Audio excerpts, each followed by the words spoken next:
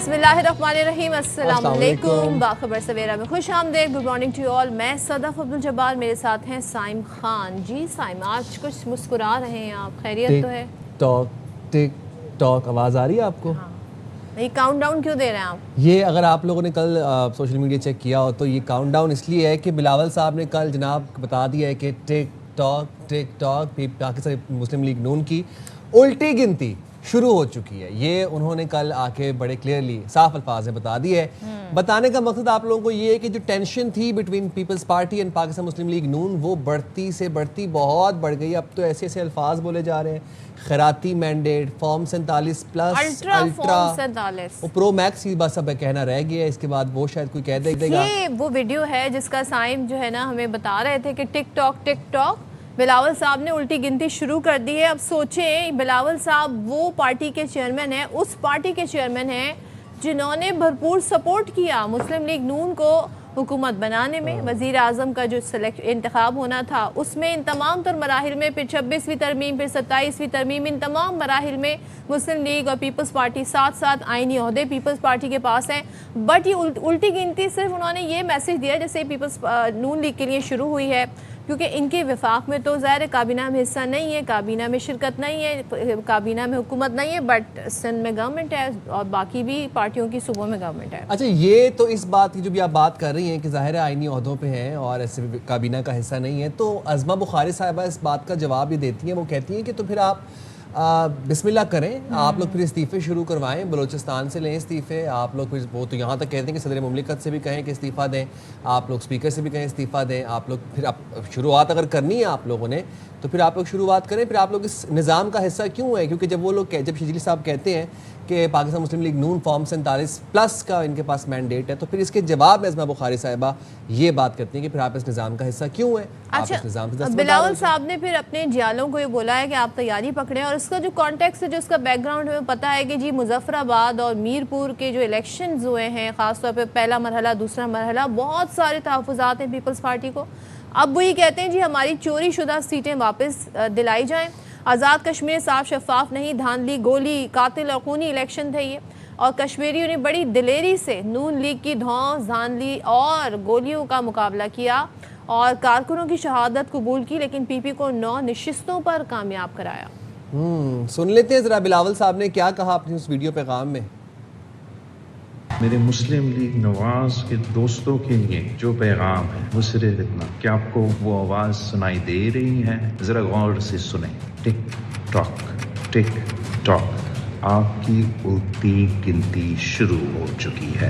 ये तहरीक कश्मीर और गिलगित बल्तिस्तान के पहाड़ों तक महदूद नहीं रहेगा। इंशाअल्लाह ताला मैं इस तहरीक को पूरा पाकिस्तान में चलाऊंगा। ये साफ शफाफ इलेक्शंस नहीं थे, ये धांधली इलेक्शंस थे, ये गोली इलेक्शंस थे, ये कातिल इलेक्शंस थे, ये खूनी इलेक्शंस थे। जो आपके चोरी हुए सीटें हैं वो मैं आपको दिलवाऊंगा। आप अपना तैयारी पकड़े। मैं आ रहा हूँ, बाग में जलसा करूंगा। पाकिस्तान पीपल्स पार्टी हिम्मत नहीं हारती, पीछे नहीं हटती और मैदान नहीं छोड़ती। तैयारी पकड़े। Tick tock.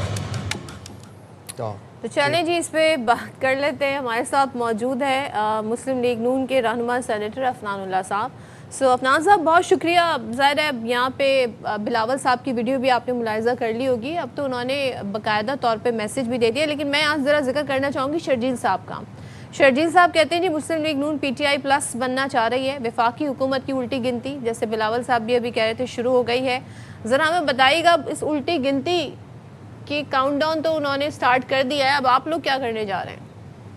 जी बिस्मिल्लाहिर्रहमानिर्रहीम। देखिए, हुकूमतें जो हैं वो आने जाने वाली चीज़ हैं। सदा खुदाई और सदा हुकूमत अल्लाह ताला की रहती है, तो हुकूमत तो एक दिन हमारी भी चली जाएगी। अल्लाह ताला की मेहरबानी से बहुत दफ़ा पहले भी हुकूमतें आई हैं, चली गई वो भी। तो ये हमारी कोई उल्टी गिनती सीधी गिनती का मसला नहीं है। हम अपने अवाम, हम अपने लोगों के साथ, हम अपने 24 करोड़ लोगों के साथ खड़े हैं, उनके अच्छे और बुरे वक्त के अंदर, और हर तरह से हम उनके साथ खड़े हैं और हम उनके काम कर रहे हैं। और उसी की वजह से जो रिज़ल्ट आ रहे हैं वो लोगों को उसकी वजह से तकलीफ़ हो रही है। भाई, चीफ़ मिनिस्टर मरियम नवाज़ साहिबा की मेहनत और अल्लाह ताला की मेहरबानी से जो परफॉर्मेंस पंजाब में है उसके को करीब भी नहीं आता कोई। हम पहले नंबर पे भी हम ही हैं, दूसरे पे भी हैं, तीसरे पे हम ही हैं। क्योंकि परफॉर्मेंस के मैदान में तो हमारा कोई मुकाबला है ही नहीं।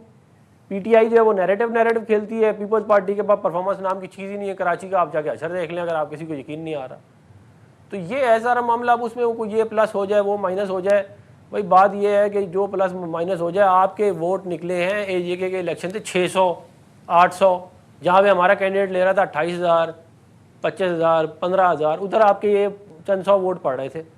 तो आप अब अपनी जो है वो दुकान चपकाने के लिए जो है वो इस तरह की बातें कर रहे हैं। अच्छा सेनेटर साहब, इल्ज़ामात तो बहुत हैं, एक लंबी फहरिस्त है, लेकिन बार बार जो दोहराए जा रहे हैं, जिसमें जो प्राइमरी इल्ज़ामात है मैं ज़रा वो आपको बता देता हूँ।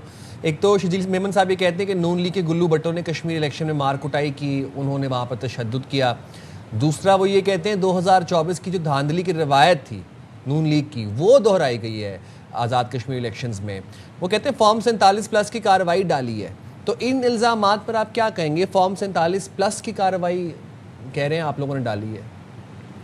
देखिए बात ये है कि ये जो अगर इल्ज़ामात जो ये लगा रहे हैं, इसका ये एविडेंस प्रोड्यूस करें ना।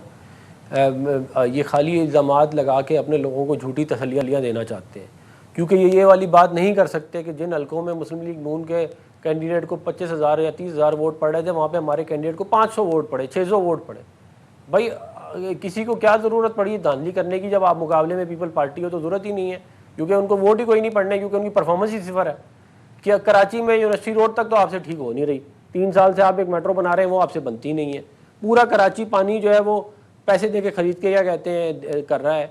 लोग बेचारे जो हैं वो गढ़ों में गिर के मर रहा है, कोई टैंकरों के नीचे आके बच्चे मर रहे हैं, और आप जो है वो कश्मीर चले हैं फतह करने के लिए, तो उधर आपके साथ यही होना था जो हुआ है, क्योंकि आपकी परफॉर्मेंस 0/0 है। अच्छा सेनेटर साहब, मसला ये है कि दोनों जानिब से ही बयानात एक दूसरे के खिलाफ इस कदर ज़्यादा शिद्दत इख्तियार कर गए और ऐसी ऐसी संगीन नौयत के या तो भाई सबूत प्रोवाइड किए जाएं। अब राना सनाउल्लाह साहब की मैं मिसाल दूं, काफ़ी गरज रहे हैं, बरस रहे हैं। वो कहते हैं जी पीपल्स पार्टी ने मुजफ्फराबाद में एक्शन कमेटी के साथ मिलकर हंगामा कराया। अब मुझे ये बता दें कि ये पूरी जमात का मौक़िफ़ है, फिर वो ये कहते हैं जी उनके साथ मिलकर हंगामा कराई, पुलिस पर फायरिंग कराई, ये उनका मौक़िफ़ है। लेकिन ज़ाहिर है वो भी एक बड़ी कदावर शख्सियत है आपकी पार्टी में, ये आपकी पार्टी का स्टांस है ये? बिल्कुल जी, ये राना सनाउल्लाह साहब बिल्कुल दुरुस्त फरमा रहे हैं। हमारे पास इसके एविडेंस मौजूद है कि पीपल्स पार्टी ने जॉइंट एक्शन कमेटी के साथ मिल के वहाँ पर हालात ख़राब किए, क्योंकि उनको मालूम था कि इलेक्शन का रिज़ल्ट जो है वो इनकी मर्ज़ी का नहीं आएगा।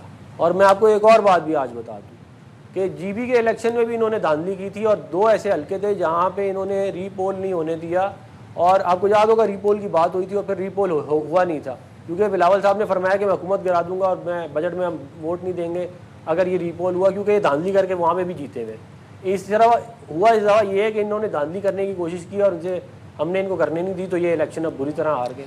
ये है सारा। सेनेटर साहब, नून लीग का एक बड़ों का इजलास हुआ जाती उमरा में, जहां पर इस कशीदगी को कम करने के हवाले से बातचीत हुई। दोनों जमातों में अभी तक कोई राबता हुआ है कशीदगी के खात्मे के लिए? कोई बातचीत हो रही है? देखिए सियासी जो मामलात होते हैं वो उसके अंदर तलखियाँ आती हैं, उसमें लड़ाइयाँ भी होती हैं, लेकिन हम दोनों एक मैच्योर पार्टियाँ हैं जो पिछले कई अरसे से इस मुल्क में सियासत कर रहे हैं, तो आगे भी इंशाल्लाह हम जो है वो साथ बैठ के मुल्क को आगे लेके जाने के लिए ये जो है वो बिल्कुल तैयार हैं। और मेरा ये ख्याल है कि कॉमन सेंस प्रिवेल करेगी। ये इलेक्शन का सीज़न चल रहा है, ये 10 को हो जाए एक तीसरा मरहला अबूर, तो उसके बाद इंशाल्लाह इस बात की उम्मीद करनी चाहिए कि मामलात जो हैं वो दोबारा से नॉर्मल हो जाएंगे और हमारे आपस में ताल्लुकात भी जैसे पहले थे उसे बहाल होने का इम्कान बिल्कुल मौजूद है। अच्छा फरहान साहब, वेरी इंटरेस्टिंग, आपने पहले सवाल के जवाब में कहा था कि अब हमारी हुकूमत तो कई बार आई है और गई है, तो ये कोई ऐसी बात नहीं है। अब जब ये बात हो रही है इंतज़ामी यूनिट्स की, नए सूबों की, और फिर ज़ाहिर एक 6 माह का टाइम भी दिया गया है जो कि ज़राए बता रहे हैं, खबरियत बता रही हूँ मैं आपको, ऐसे में जो साइम ने अभी हवाला दिया था ना, जाती उमरा में बड़ों की बैठक हुई, अब आप लोगों तक, आप 2nd ईयर के आदत और 3rd ईयर के आदत तक कन्वे कर दिया गया है कि पार्टी स्टांस इस पे एक्चुअली है कि आप बड़ों ने डिसाइड कर लिया आपके? लेकिन बात ये है कि इस बात को आप साबित कर रहे हैं ना कि क्या ये इतने 32 सूबे बना के 32 चीफ मिनिस्टर, 32 गवर्नर, 32 काबीना, 32 ब्यूरोक्रेसी जो है वो उससे मुल्क तरक्की करेगा? क्या उससे अखराजात हमारे नहीं बढ़ जाएंगे? फिर एक सूबा आपका ठीक चल रहा है जहाँ पे बहुत ज़बरदस्त डिलीवरी है जिसकी दुनिया मिसालें देती है। बर्मिंघम सिटी काउंसिल ने सुतरा पंजाब की जो है वो स्टेट केस स्टडी जो है उसको देखा है। जो schemes chief minister Maryam Nawaz Sharif Sahiba Punjab के लिए लेके आई हैं, वो अब उसकी कोई पास प्रेसिडेंस नहीं है। इतना ज़्यादा काम हुआ है, तहसील के लेवल पे जाके डेवलपमेंट की जा रही है। हाँ, हमारे यहाँ अब बात ये होती है कि इस तहसील 143 पंजाब की तहसीलें, उनके अंदर इलेक्ट्रिक बसें चलाए जाएँ, उनके अंदर जो है वो एग्रीकल्चर के जो है प्रोजेक्ट्स लगाए जाएँ, श्रिम्प फार्मिंग की जा रही है, और एजुकेशन के अंदर, हेल्थ के अंदर नए हॉस्पिटल्स बन रहे हैं। कोई मतलब हमारा कोई मुकाबला किसी से भी नहीं है, हम अकेले ही हैं इस मैदान में। परफॉर्मेंस के मैदान में तो कोई है ही नहीं, हम अकेले भाग रहे हैं। तो ये है सारा का सारा मामला, और उसकी वजह से हमें वोट पड़ा, इसी वजह से हम बाई इलेक्शन जीत गए। आपको पता है बाई इलेक्शन का रिजल्ट जो है जो आया, इसकी वजह से हम AJK का इलेक्शन जीत गए। 2/3 मेजॉरिटी इंशाल्लाह हमें मिल जाएगी AJK में। तो ये अल्लाह ताला की मेहरबानी से जो है ये, क्योंकि हम आवाम के काम करते हैं, हम डिलीवर करते हैं, तो आवाम हमें रिस्पॉन्ड करती है। इस बात की बहुत सारे लोगों को तकलीफ़ है।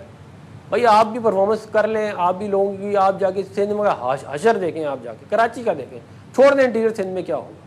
कराची का जो हशर इन्होंने किया है उसके बाद कोई इनको क्यों वोट दे। पेशावर का हशर जो PTI ने किया है वो कोई क्यों उनको वोट दे कहीं और पे। तो ये है सारा का सारा मामला। ठीक है सेनेटर साहब, बहुत शुक्रिया। मेरे लिए सारी कॉन्वर्सेशन में सबसे ज़्यादा तशवीशनाक बात ये है, पता नहीं इस पर कोई गौर कर रहा है कि नहीं कर रहा। कल राना सनाउल्लाह साहब ने बात की कि पीपल्स पार्टी एक्शन कमेटी के साथ मिलकर कश्मीर में दंगा फसाद बलवाराई कर रही है। आज सेनेटर अफनाउल्लाह साहब ने भी उस बात को इंडोर्स कर दिया। उन्होंने कहा कि बिल्कुल जी, पीपल्स पार्टी एक्शन कमेटी के साथ मिलकर पुलिस वालों पर फायरिंग करती है। हमारे पास सबूत हैं, नाकाबिले तरदीद शवाहिद कहते हैं हमारे पास मौजूद। तो इसी तरह के फिर इल्जामात के जो आप कह रहे हैं ना, ये खूनी इलेक्शन थे दांदी वाले, बिलावल साहब जो कह रहे हैं वो ये कहते हैं जी हमारे पास भी सबूत है। लेट्स सी, अब तीसरा मरहला आना है अभी 10 अगस्त को इस कश्मीर इलेक्शन का, तो फिर क्या सूरत हाल हमारे सामने आएगी। आगे बढ़ते हैं, और मंडे आपको पता होता है जी, मंडे के दिन क्या होता है जी, स्टॉक एक्सचेंज की हम बात करते हैं, बट अब चीज़ें डिफरेंट हो गई हैं। अब मंडे के मंडे, ट्यूसडे के ट्यूसडे, रोज़ाना हम आपको बताते हैं आज के पेट्रोल प्राइस के। जैसे मौसम का हाल बताते हैं, ऐसे हम आपको पेट्रोल प्राइस बताते हैं। तो मैंने सुना है बड़ी कमी की गई है, बहुत बड़ी कमी की गई है, और वो कमी अगर मैं आपको बताऊं तो मतलब आप लोग भी खुश तो होंगे, लेकिन जितने इंक्रीज के बाद वो डिक्रीज आया है, तो मेरा नहीं ख्याल कि उससे कोई ज़्यादा कोई खास लोग खुश हैं आवाम, क्योंकि भी हम तासुरात भी आपको बताएंगे। पैसों में हुई है, रुपए में हुई है, रुपए में हुई है। अच्छा, ये एटलीस्ट एक खुशाइन चीज़ है। पेट्रोलियम मसनूआत की कीमतों में जनाब कमी कर दी गई है। पेट्रोल पूरे 4 रुपए 8 पैसे फी लीटर सस्ता कर दिया गया। बहुत मुबारक हो आप सबको, पूरी कौम को मेरी तरफ से मुबारक हो। 8 पैसे वैसे होता है 4 रुपए 8 पैसे। अच्छा, अगर 35 पैसे और 75 पैसे हो सकते हैं तो 8 पैसे भी होंगे, लेकिन उसमें होता क्या है, बस मैं ये सोचने बैठ गई। पेट्रोल की नई कीमत 331 रुपए 95 पैसे फी लीटर मुकर्रर कर दी गई है, जबकि डीजल भी सुन लें, डीजल जनाब 2 रुपए 45 पैसे फी लीटर सस्ता हो गया है, और डीजल की नई कीमत है 389 रुपए 93 पैसे। अच्छा, मैं ये चाहती हूँ, देखिए आवाम की ज़िंदगी में आप सहूलतें लाएं। अब सहूलतें आप वैसे तो नहीं ला पा रहे हैं, आप एक काम ये करें कि आप एक ऐप बना दें, जैसे वेदर ऐप होता है ना, ऐसे पेट्रोल ऐप बना दें, ताकि लोग बस उसे देखें आज के मौसम का हाल और आज के पेट्रोल प्राइस, तो वो बिल्कुल साइड बाय साइड जो है ना, वो गैजेट या जो अपना स्क्रीन होता है मोबाइल का, उस पर वो ऐप जो है नजर आने लगे। लेकिन मैं कहता हूँ कि मुझे ये 4 रुपए 8 पैसे अगर आप उधार दे दें तो मैं ज़रा स्टॉक्स में इन्वेस्ट कर लूँ। मैंने एक तो इन्वेस्टमेंट्स करनी है, 5 का नोट भी नहीं आता, मैं कैसे दे दूं? सिक्का 5 का होता है अवेलेबल। 4 रुपए 8 पैसे का कितना का पेट्रोल आता है? कभी देखा, कभी पंप पे जाके, अच्छा अब तो पंप वाले के पास जाके कहो ना कि 100 रुपए का पेट्रोल डलवा दें, तो वो वहीं से भगा देता है। एक वक्त था कि जब वो 100 रुपए का पेट्रोल डाल दिया करते थे, अब तो वो कहते हैं भाईजान अस्सलाम वालेकुम। तो भाई ये एक आम आदमी जो पाकिस्तान में रहता है, उसके ये रोज़मर्रा है, वो इन झमेलों में ही फंसा हुआ है कि आज के पेट्रोल प्राइस क्या हैं। लेकिन ये होना था, वैसे I was expecting more, because जो इंटरनेशनल मार्केट में, जो इंटरनेशनल मार्केट है, जहाँ वहाँ पर जो अब थोड़ा सा कहते हैं ना मामला ज़रा ईरान अमेरिका के दरमियान थोड़ा सा काम डाउन हुआ, इन द सेंस के ज़रा बात मुज़ाकरात की, मुआहिदों की तरफ हो रही है, उस तरह से नई मामलात नज़र आ रहे हैं। तो उसके बाद वहाँ पे प्राइस गिरे हैं आलमी market. London Brent West Texas रोज़ कम हो रहा है। कल मैं खबर पढ़ रहा था, कल 3-4 रुपए का बड़ा इजाफा, बड़ी कमी के साथ गिरा है। तो जब आलमी मार्केट में पेट्रोल गिर रहा है, तो पाकिस्तान में मेरे ख्याल से वो असरात आते आते हमारे यहाँ पे हमें लगता है कि रास्ता लंबा है ना, रास्ता शायद लंबा है, हाँ बहुत लंबा है, फिर बीच में स्ट्रेट ऑफ बहुत स्लो डाउनलोड होता है, नाकाबंदी भी है। तो कमी की जो इजाफा का जो अपलोड की स्पीड है ना, वो बहुत तेज है, लेकिन कमी जब डाउनलोड होती है तो वो बहुत बफर वो इंटरनेट की स्पीड से आता है, और ये जी चल कर आता है, कहीं से पानियों से गुजर कर आता है। चलें जी, ये तो हमने आपके दिल की थोड़ी सी आवाज़ मिला के ये बात कर दी है, क्योंकि ऑलरेडी जो इन्फ्लेशन है उसकी वजह से हम देख रहे हैं, जो सोचे 40,000 कमाने वाला, कम से कम तनख्वाह क्या है पाकिस्तान में एक आदमी की, वो है जी 40,000 रुपए। उसमें वो क्या ही कर लेगा आप। You are so right. और अभी आप ये बात कही थी कि 5 रुपए का तो सिक्का नोट भी नहीं अब है ना, अब तो वो देखे हुए भी उसको अरसा हो गया है। नोट से मैं आपको एक खबर बता दूं जनाब, कराची में इन दिनों जाली नोटों की भरमार है। बहुत मोहतात हो जाएं आप सब लोग, जितने लोग कराची में इस वक्त हमारा प्रोग्राम देख रहे हैं। जालसाज मुख्तलिफ अंदाज से 5,000 रुपए के जाली नोट देकर आवाम और ताजरों को बेवकूफ़ बना रहे हैं। और इस हवाले से कराची इलेक्ट्रॉनिक्स डीलर्स एसोसिएशन के सदर रिजवान इरफान ही कहते हैं कि कराची के इलेक्ट्रॉनिक्स मार्केट में ताजरों के साथ 5,000 रुपए के जाली नोटों के वाक़यात सामने आए हैं, बेशतर वाक़यात। अच्छा, 5,000 का नोट जाली आ गया मार्केट में। मतलब मार्केट्स में है। और ये आप जो बता रहे हैं इसकी वजह से ताजरों में बड़ी तशवीश पाई जाती है। अवाम और ताजिर दोनों जी होशियार रहें। वैसे तरीका क्या है हाँ ये देखना नोट, असल नोट और जाली नोट की पहचान का? ये भी जानेंगे। कुछ लोग होते हैं वो 5,000 के नोट को ऐसे चेक कर रहे होते हैं। कोई आई थिंक वो embossed कुछ होता है। अब तो मशीन्स आ गई हैं, वो सस्ती 3,500-4,000 की मशीन मिल जाती है, उसमें आप नोट डालते हैं, वो आपको स्कैन करके बता देती है। थोड़ी उसको जेब में लेके या वो आप ऐसे ऐसे उसको लाइट के ऊपर भी करके देख सकते हैं, निशानियां होती हैं उसकी। लेकिन ताजिर जनाब क्या कह रहे हैं और किस तरीके से ये सारा डीबंक हुआ है सिस्टम, जो सारा ये जो स्कैम चल रहा था 5,000 के नोट वाला, जरा आपको सुनवाते हैं। कल जो है 5,000 के नोट जाली मार्केटों में आ रहे हैं और स्कैन चल रहे हैं। ऐसा ही एक हमारे दुकानदार अपने मोबाइल पे जो है उसने ऑनलाइन जो है मोबाइल सेल करने की एक वीडियो डाली। उसके बाद जो है एक आदमी ने इनसे कांटेक्ट किया और कहा कि मैं जो है 3 मोबाइल लेना चाहता हूँ। इसने अपने राइडर के थ्रू जो है वो मोबाइल वहाँ भेजे। तो बैंक के बाहर वो खड़ा था और उसने जो है वो कहा कि मेरे पास पैसे नहीं है उस राइडर को मैं बैंक से निकालता हूँ। बैंक पे गया, अंदर जो है उसके बाद वो जाली नोट थे। वो जाली नोट जो है हमारे दुकानदार को, जो राइडर था, उसको दिए। उसके बाद जो है उसका मोबाइल बंद हो गया। जब ये आके उन्होंने चेक किए 5,000 के नोट, तो वो जाली थे। और ये जो 5,000 के नोट हैं ये तकरीबन 75,000 बनते हैं, ये जाली नोट हैं। तो आप तमाम दुकानदारों से और जितने भी हमारे कराची के ताजिर हैं और जो लोग भी हैं जो इसमें डील कर रहे हैं वो खासतौर पर इसका ध्यान रखें। आजकल ये 5,000 के नोट बड़े जाली आ रहे हैं। भाई ये तो अब आप लोगों ने बड़ी एहतियात करनी है। फिर आप ये कहिएगा हमें पता नहीं चला, हमने आपको इन्फॉर्म कर दिया है। जो भी तरीकाकार है आप ज़रा कोशिश ये करें, मेक श्योर करें कि नोट असली हो, जाली ना। एक तो 5,000 नोट के जो कहते हैं ना चेंज ही इतना मुश्किल से मिलता है। अच्छा, ये तो जो स्कैमर्स होते हैं वो इनिशियली मेरा ख्याल है वो इसी तरह से ही स्कैम करते हैं कि चेंज चाहिए 5,000 के नोट का। अब वो जो ताजिर है वो बता रहे हैं 75,000, मतलब 5,000 के नोट थे, 75,000 टोटल अमाउंट थी और सारी फेक करेंसी। तो अब ये जो 5,000 का नोट जब भी आप मार्केट से किसी से लें या कोई आपको दे रहा है या खुले करने हैं, जो भी अगर आपने किसी तरह से यूज़ करना है इसको मार्केट के अंदर, तो आप लोगों ने एहतियाती तौर पर खुद से उसको चेक कर लेना एक दफ़ा। ये अवेयरनेस हम आपको देना चाह रहे हैं। आंखें बंद करके बस नोट पकड़ के लेकिन जब आप सोचे ताजिर परेशान है तो फिर आम आवाम कैसे उसको पता चलेगा? ये इन्फॉर्मेशन जो है ना बड़ी ज़रूरी है। वैसे आप कोशिश कीजिएगा आपको कहीं से गूगल से इधर उधर से इन्फॉर्मेशन मिले कि असली नोट की पहचान क्या है। असली नोट की पहचान बड़ी आसानी से हो जाती है। वो उसके 2-3 तरीके हैं, ऐसे ऐसे करके, जिस तरह भी आपने बताया, दूसरा उसको लाइट में रख के उसकी पहचान हो जाती है। और ये फिर वही बात है कि थोड़ा सा आपको केयरफुल होना पड़ेगा। ये हम लोग भी तो करते हैं ना कि बस नोट पकड़ के जेब में डालिए या तो मैक्सिमम काउंट कर लेते हैं। अब आप लोगों को काउंट करने के साथ साथ ये भी चेक करना है कि ये करेंसी ओरिजिनल है भी कि नहीं। अब ये भी एक मसला है हमारे लिए कराची के अंदर। बट लेकिन आप देखिए कि लोग मतलब कोई किसी का आसरा नहीं कर रहा। तो नहीं भाई, आजकल जहाँ पे तो बस चल रहा है वहाँ पे छुरी चलाया किसी पे ट्रस्ट भी नहीं करना चाहिए। ट्रस्ट के बहुत सारे इशू हैं। खैर मैं ये बात कर रही थी, कल परसों से जी हम देख रहे थे, संडे था गालिबन, सैटरडे नाइट या संडे से, कराची में रात से जो एक बू है थी और वो गैस की बताई जा रही थी, लोगों को आ रही थी। वो रात 10 से लेके सुबह 10 तक थी। मुख्तलिफ इलाकों में लोग बड़े परेशान हो गए। सब एक दूसरे को कॉल करके कह रहे हैं जी एहतियात से जी, अगर आपने चूल्हे पे कुछ बनाना है, स्टोव ऑन करना है तो प्लीज़ बी केयरफुल। बाद में जी ऐसे जी यानी कि जो हमारे सुई सदन गैस वाले हैं उनकी तरफ से बयान आ गया कि जी हम पाइपलाइन डाल रहे हैं। तो उस वजह से ये सारा जो लाइनें बिछाई जा रही हैं, इस वजह से ये सारा सिनेरियो बना। लेकिन आप लोगों ने किसी भी तरीके से परेशान नहीं होना है। अच्छा, तो ये जो व्हाट्सएप फॉरवर्ड मैसेजेस हैं ना, ये एकदम से खौफ व हरास फैला देते हैं। रात को तकरीबन 11-12 बजे मेरा फ़ोन टन टन टन, मैं परेशान हो गया, क्या हो गया है। तो वो इस तरह के ख़तरनाक किस्म के मैसेजेस आ रहे थे कि आपने सोच समझ के आग जलानी है, लाइटर नहीं जलाना, क्या ये करें नहीं करना। भाई, तो जब लोगों को फील हो रही है तो क्या करें लोग? हाँ, स्मेल तो आ रही थी, बट ये वैसे एक चीज़, ये वैसे बड़ा वैसे इतने अरसे से कराची में कहीं ना कहीं कभी पानी की पाइपलाइनें डल रही हैं, कभी जी PTCL वाले, कभी हमने कभी ऐसी बू जो है ना महसूस नहीं की। But this is the first time ऐसा हुआ है। तो ज़रा सा सुई सदन गैस को खुल के मौक़िफ़ इस पर देना चाहिए कि ये था क्या। अब वो गैस की ही स्मेल थी या फिर कुछ और था? हाँ। वो था क्या?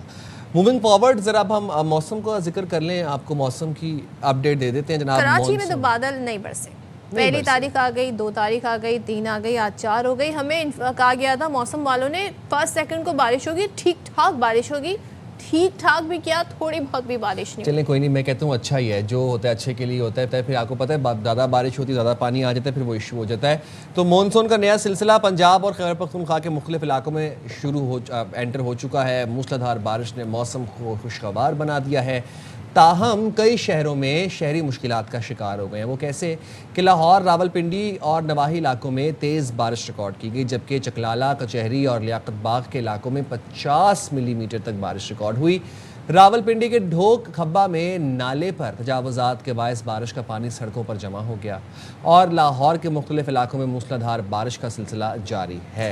एबटाबाद की क्या ही बात है, एबटाबाद और गिरदोनवा में शदीद बारिश है, लेकिन यहाँ पर हुआ क्या है, बारिश की वजह से मामूलात ज़िंदगी मुतासर है। जब ज़्यादा बारिश होती है तो ज़ाहिर है लोग एहतियात भी करते हैं।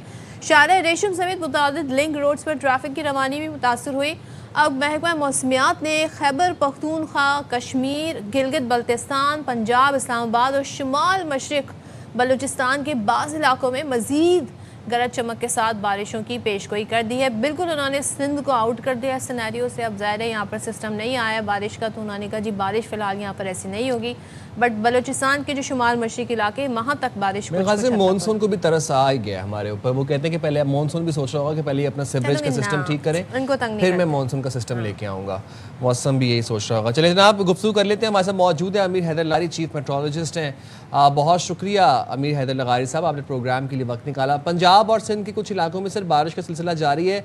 मॉनसून का ये स्पेल कब तक लास्ट करेगा, नया स्पेल कब आएगा, और कराची के हवाले से ख़ास तौर पर क्या पेश गोई है मौसम को लेके? जी बिल्कुल, देखें ये मॉनसून का स्पेल कल काफ़ी जो है स्ट्रॉन्ग रहा है और फैसलाबाद में 77 और सियालकोट में 73 मिलीमीटर और बहावलपुर में जो है 64 मिलीमीटर बारिश हुई है। और ये सिलसिला आज भी रहेगा, 5 तारीख तक ये सिलसिला रहेगा। उसके बाद हम एक एक्सपेक्ट कर रहे हैं कि तकरीबन जो है वो 8 अगस्त से जो है एक और स्पेल जो है वो पाकिस्तान को मुतासिर करेगा। जहाँ तक कराची की बात है तो कराची में अभी तक हम अगले 10 दिन में कोई भी इस किस्म का मॉनसून का स्पेल नहीं देख रहे हैं। अच्छा लगारी साहब, एक चीज़ और बताइएगा, अभी हम सुन रहे थे एबटाबाद में तो इतनी ज़्यादा बारिशें हो रही हैं, लिंक रोड्स, ये तमाम तर चीज़ें मुतासर हुई, मामूलात ज़िंदगी मुतासर हुई। ज़रा हमें बताइएगा केपी और जो अपर साइड है वहाँ पर क्या सूरत हाल रहेगी, वहाँ पे बारिश की कितनी शिद्दत रहेगी, कैसा मौसम रहेगा? देखिए अगले आज और कल की जो है डेट, वहाँ पर भी हो सकता है कि आज की जो हमारी हैवी रेनफॉल जो कश्मीर है, गिलगित है, केपी है, उसमें हम एक्सपेक्ट कर रहे हैं हैवी रेनफॉल कहीं कहीं पे हो सकती है या कहीं पे वेरी हैवी भी हो सकती है, क्योंकि ये जो सिस्टम है इसने सिंध में भी काफ़ी यानी हाई हैवी रेनफॉल दिया है। इसी तरह हमने अभी देखा कि सेंट्रल पंजाब में भी काफ़ी बारिशें हुई हैं। तो हम एक्सपेक्ट यही कर रहे हैं कि जो केपी के है, गिलगित है, इसमें कश्मीर है, Islamabad, Rawalpindi, north part of Pakistan में heavy to very heavy rainfall कहीं कहीं हो सकती है अच्छा, अगले 2 दिन में। अमीर हैदर साहब, ये आपके तज्ज़िये में वैसे आपको क्या लगता है कि इस बार monsoon as compare to last year उतना शदीद नहीं था, या अभी वो दिन नहीं आए और अभी ये शिद्दत इख्तियार कर सकता है, या आपको लगता है कि ये इसी तरह ही मतलब बारिश होगी लेकिन 50 मिलीमीटर, 70 मिलीमीटर, 80 मिलीमीटर तक? लास्ट टाइम जो हमने एक अनप्रेसिडेंटेड रेनफॉल देख ली थी, एक वो जो फ्लैश फ्लडिंग और वो जो फिर उसके बाद सैलाबी सूरत हाल थी, अब वो इस साल उतनी शिद्दत से इख्तियार नहीं होगी। जी बिल्कुल, आप दुरुस्त फरमा रहे हैं। देखें जो पिछले साल था ना, वो कराची में भी काफ़ी एक सीवियर स्पेल आया था। तकरीबन आपको याद होगा एक ही दिन में 163 मिलीमीटर हो गई थी, हैदराबाद में भी हो गई थी और सियालकोट में इससे भी ज़्यादा हुई थी। तो कहने का मकसद ये है कि इस दफ़े हम देख रहे हैं कि ये पूरा जुलाई का मंथ निकल गया, हमारे पास कोई भी स्पेल यानी सिंध में कोई भी स्पेल नहीं आया। तो इस दफ़े हम एक्सपेक्ट यही कर रहे हैं कि सुपर अल नीनो की वजह से जो है वो हो सकता है कि इस दफ़े जो है वो बारिशें कम हो। तो उमूमन पाकिस्तान में मानसून सीज़न रहता कब तक है? लास्ट ईयर तो एक एक्सटेंडेड सीज़न था, प्री मानसून सीज़न भी था, फिर एक्सटेंडेड हो गया, बट अमूमन क्या एक पैटर्न है पाकिस्तान में? देखिए, अमूमन ये होता है कि लास्ट ईयर भी ऐसे ही हुआ था कि 28 जून को जो है अप्रोच कर गया था मानसून का स्पेल ना, और अब भी जो है हम जो एक्सपेक्ट करते हैं कि जो 1 जुलाई या 30 जून को जो सिस्टम होता है मानसून का वो पाकिस्तान को अप्रोच करता है और ये सितंबर तक जाता है। और आई थिंक ये भी इसी तरह ही होता है, मानसून का जो पीरियड है वो जुलाई, अगस्त, सितंबर है पाकिस्तान में। अच्छा, तो अब हैदर साहब, अब कराची में जब भी बारिश होगी, क्या वो जल थल एक करने वाली बारिश होगी या फिर नॉर्मल खुशगवार बारिश होगी? देखिए, एक्सट्रीम इवेंट जो होते हैं ना वो दुनिया में कोई भी फोरकास्ट नहीं करता है, लेकिन ये है कि मानसून पीरियड है और हम बारिश जो है वो एक्सपेक्ट कर रहे होते, तो ये डिपेंड करता है कि उसको सिस्टम को कहाँ फेवरेबल टेम्परेचर मिलते हैं, वहाँ पर ये जो है हैवी रेनफॉल दे देती है। लेकिन हम इस दफ़े जो देख रहे हैं वो बहुत कमज़ोर मानसून होगा, यानी नॉर्मल से हो सकता है, नॉर्मल हो या नॉर्मल से कम हो, क्योंकि इस वक्त भी अभी जो इंटरनेशनल वो आ रही है कि ये सुपर अल नीनो जो हम कहते हैं उसकी वजह से ये बारिशों का सिलसिला शायद कम ही हो पाकिस्तान में, या मानसून जो है उतना स्ट्रॉन्ग ना हो। थैंक यू सो मच लगाई साहब, बहुत शुक्रिया। और जी, ये मौसम हाल था जो हमने आपके सामने रखा। अब बारिश का आपको पता चल गया कराची वालों क्या सूरत हाल रहेगी, लेकिन बादल छाए हुए, आप इसी मौसम को एंजॉय करें। थोड़ी सी आपने एहतियात करनी है, खंभों से दूर रहना है, आपने खड़े पानी से आप लोगों ने दूर रहना है, और अगर कोई ट्रैवल करने का सोच रहा है मन चला तो प्लीज़ महकमा मौसमियात की एडवाइजरी पढ़ लीजिएगा और मौसम का हाल जान मन चले के कहीं काम फिर शाम आप नहीं लोग कर रहे होते, जाइएगा। मतलब अब काम पे जाए, हो गई छुट्टियां 2 है ना महीने। वैसे, लेकिन अभी भी बहुत लोग मन चले तो फिर मन चले हैं ना, उनको कौन के ट्रैवलर्स को फिर कौन मना कर सकता है, लेकिन अपनी एहतियात करके फिर आप लोगों ने ट्रैवल करना है और बस अपनी और अपनी फैमिली को आपने ख्याल रखना है। हम एक ब्रेक ले लेते हैं, ब्रेक के हाजिर हो बाद जाएंगे ब्रेक के वापस बाद। आएंगे।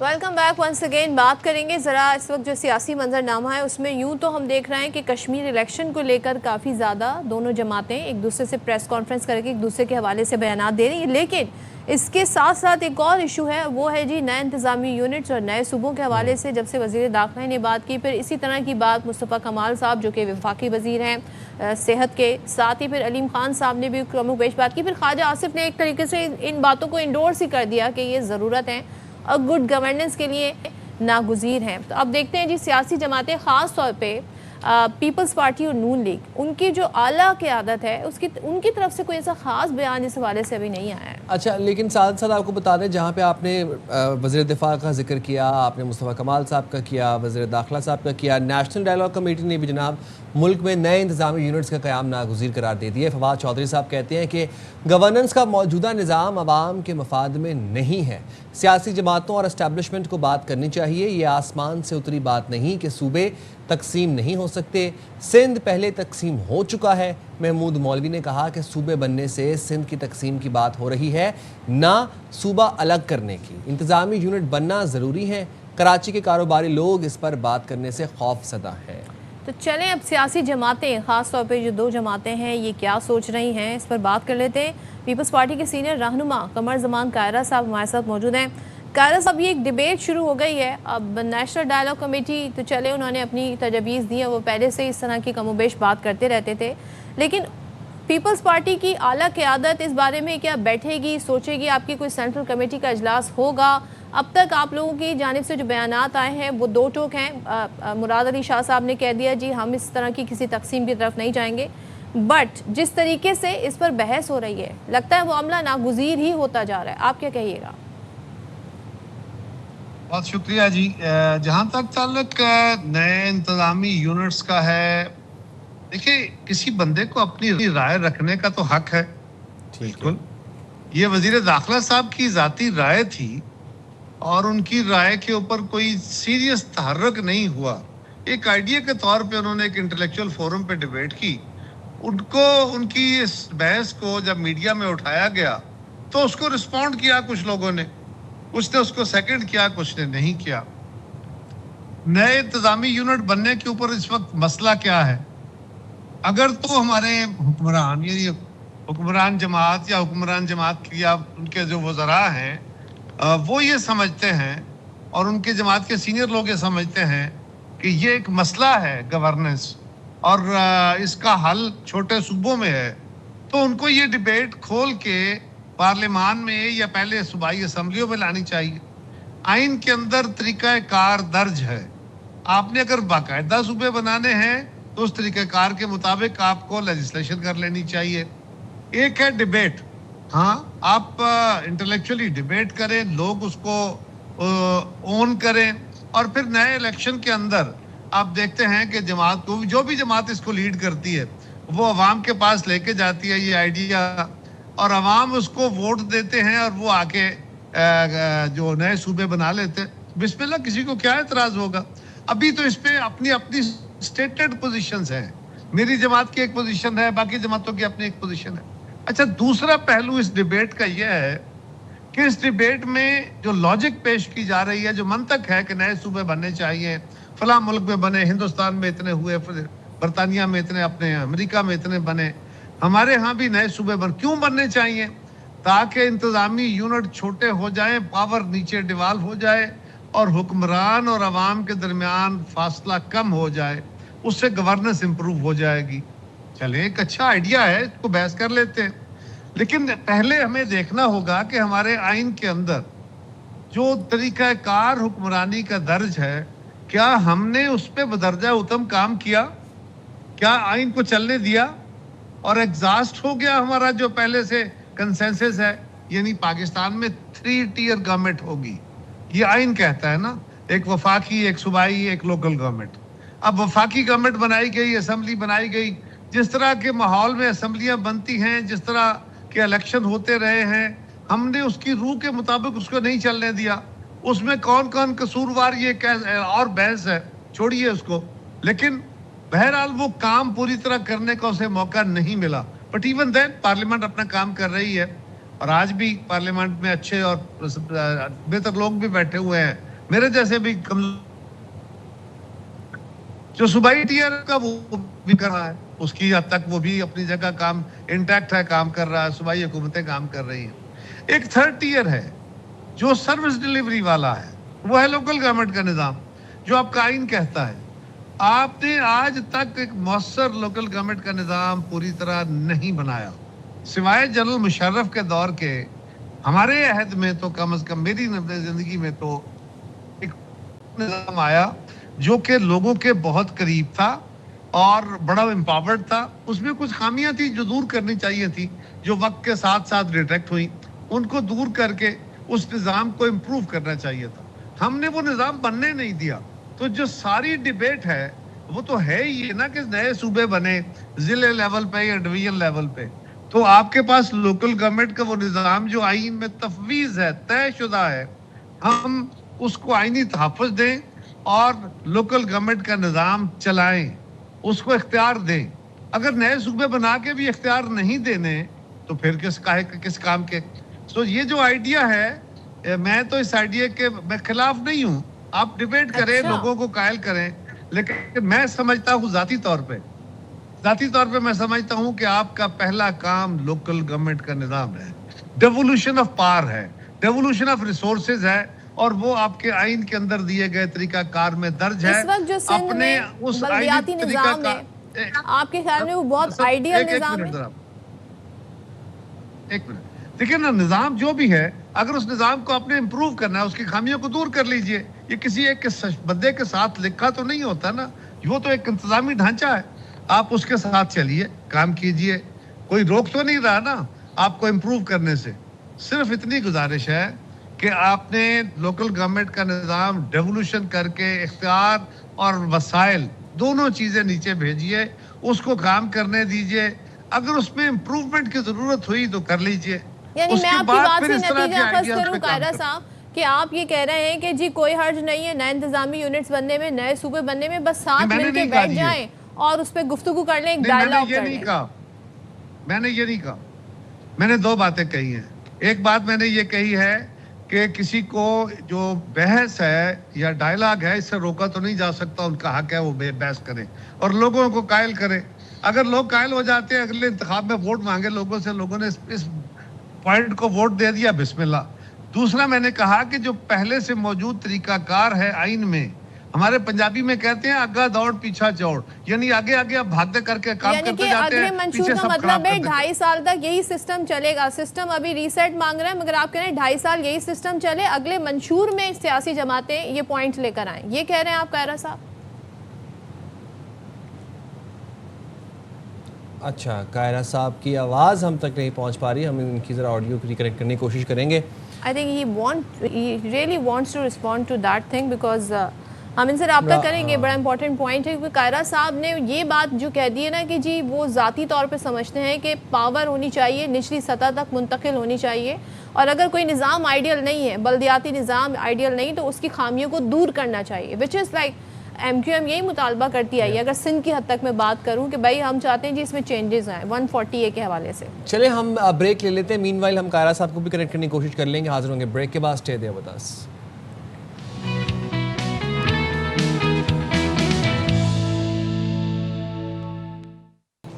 Welcome back once again. Kaira साहब, ब्रेक पे जाने से पहले सवाल पूछा था, दोहरा देती हूँ। आप क्या ये कहना चाह रहे हैं कि 2.5 साल तक मौजूदा सिस्टम ही चलता रहे और 2.5 साल के बाद जब सियासी जमातें इलेक्शन के लिए मैदान में उतरें, अपने अपने मंशूर में ये राय दें नए इंतजामी यूनिट्स और सूबों की, और फिर अवाम से राय लें, उसके बाद चेंजेस लाएं, ऐसे ही है?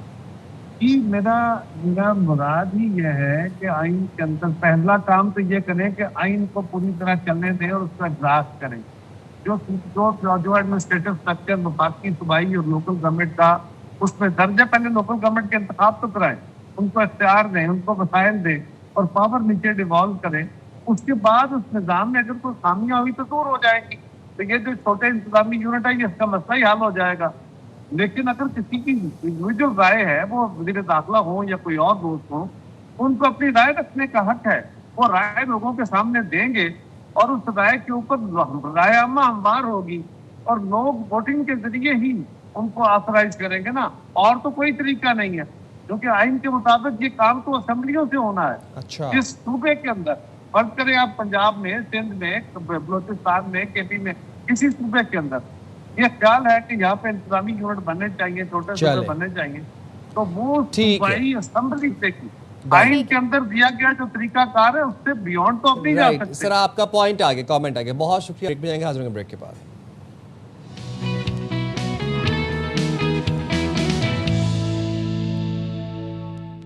वेलकम बैक जनाब। और बहुत सी चीज़ों को इंसान कैपिटलाइज कर सकता है, अपनी बहुत सी एबिलिटीज़ को, आप अपने स्किल्स को कैपिटलाइज कर सकते हैं। लोग अपने स्किल्स बेचते हैं, हुनर के ऊपर कमाते हैं, लेकिन कभी आपने ये सोचा है कि आप अपना चेहरा बेच सकते हैं? नहीं ना, अब AI ने इसको भी मुमकिन बना दिया है। अब हो क्या रहा है कि जनाब आप सिर्फ ये सोचें कि आप घर बैठे हुए हैं और आपने अपना फेस जो है वो किसी कंपनी को आपने सेल कर दिया, आपको घर बैठे महाना, यानी कि अब वो फेस AI से उसको बना के पिक्चर या भी जो वीडियो है उसको बना के किसी ड्रामे में दे दें जी, किसी म्यूजिक वीडियो में इस्तेमाल हो किसी जाए, कंपनी में आपको जी CEO बनाकर बैठा दें, किसी म्यूजिक वीडियो में लगा दें, कोई कमर्शियल करा लें, ऐसे होगा अब ये होगा। अब जनाब चीन में मसनूई जहानत यानी जो आर्टिफिशियल इंटेलिजेंस है, उसने रोज़गार की एक नई राह खोल दी है, जहां अब लोग अपनी तस्वीरें या चेहरा, बेसिकली चेहरा, AI कंपनियों को लाइसेंस देकर मुआवजा हासिल कर सकते हैं।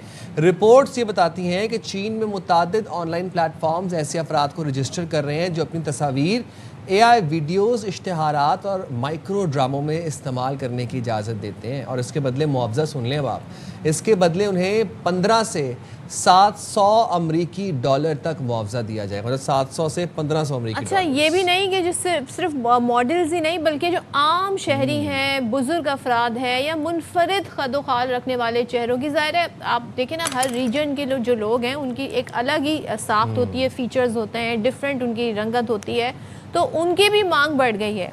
सो अगर आपने कोई कैरेक्टर दिखाना है फला जगह से तो फिर आपको उसकी भी डिमांड बढ़ गई है। तो पहले 3 माह में 1,28,000 से ज़ायद माइक्रो ड्रामे रिलीज़ किए जाएंगे, जिनमें से 95% से ज़्यादा की तैयारी की मसनूई ज़हानत का इसमें इस्तेमाल किए। अब मुझे ये मामला बड़ा ख़तरनाक लग रहा है। ठीक है, अब लोग हो सकता है उनको बताया जाए जी ये हमारी लिमिटेशन है, हमारी जी फेस अगर आप यूज़ करेंगे तो लाइसेंस दें, हमें हर चीज़ के बारे में बताएं। हो सकता है कोई लीगल उस वाले से डॉक्यूमेंट भी तैयार किया जाए, बट स्टिल हम एक ऐसे दौर में साइम इसके बाद दाखिल हो रहे हैं जहाँ पे असल और जो नकल है उसका फ़र्क बहुत ही ब्लरी होता जा रहा है, ख़त्म हो जाएगा एक टाइम को आके। बहुत एक बारीक लाइन बचेगी और ये जानने में कि क्या ऑथेंटिक है, ओरिजिनल है, कौन असली है, कौन नकली है। उनको पता चले साइम की जगह कोई और बैठा हो, फेस साइम का लगाओ, बल्कि कोई हो भी ना। वैसे तो अब बेसिकली आप अगर घर अब बताया ही जा रहा है कि रोज़गार की एक नई राह है, और लेकिन आपकी बात बिल्कुल करेक्ट है कि ये जो चेहरा जहाँ पर इस्तेमाल हो रहा है, जिन वीडियोस में, जिन ड्रामों में, ये बताना बहुत इंपॉर्टेंट है कि वो कहाँ पे आपका इस्तेमाल हो रहा है। दूसरी बात मुझे लगता है कि once you have given your identity to AI और AI के डेटाबेस में आपका चेहरा, आपकी आइडेंटिटी आ गई है, उसके बाद AI can do wonders with it, you know. अभी जो लोग जो कौन से इमेजेस आए थे बड़े वायरल हुए थे, नाम भूल गई मैं, जो यू नो अब थोड़ा सा कार्टूनिश स्केच होता है आपका, फिर आपका ये सब ने पिक्चर्स दी जी, हमारी पिक्चर्स भी स्केच कर दें, हमारी पिक्चर्स भी जो आप जो है फला फिल्टर लगा दें। दूसरी बात ये है कि अब ये जो अब हम ज़रा, क्योंकि हमारा तो ये काम है ना, तो मैं ये सोच रहा था कि फ़र्ज़ करें आपने अपना चेहरा AI को दे दिया है, ठीक है, वो किसी ड्रामे में इस्तेमाल हो गया है, दूसरे ड्रामे में कोई और किसी ड्रामे में अब AI आपके चेहरे में थोड़ी बहुत चेंजेस करके, मतलब चेहरे पे 2-4 मोल्स बना दिए, रंगत आपकी सांवली कर दी और आपका चेहरा इस्तेमाल किया जा रहा है और लीगली वो आपका चेहरा है भी नहीं, तो फिर आप क्या करेंगे? ये तो बहुत तशवीशनाक सूरत हाल। टेक्नोलॉजी से अवेयर है, अपने आपको टेक्नोलॉजी के साथ इवॉल्व करें, इसलिए हम ये कहते हैं इवॉल्व करें, ओवर रिलाई ना करें, ओवर डिपेंडेंट ना हो जाएं इन सारी चीज़ों से और इनसे डरे ना। लेकिन यह है कि अपनी सारी इन्फॉर्मेशन प्लीज़ ना शेयर करें। मैंने देखा अब लोग ChatGPT से सब कुछ बातें करने लगे, सब कुछ बताने लगे, मतलब अपने बैंक में कितना अमाउंट है, उससे मैं करूं क्या, फला चीज़ मुझे ख़रीदनी, अपने रिलेशनशिप डिस्कस कर रहे हैं। Can you imagine?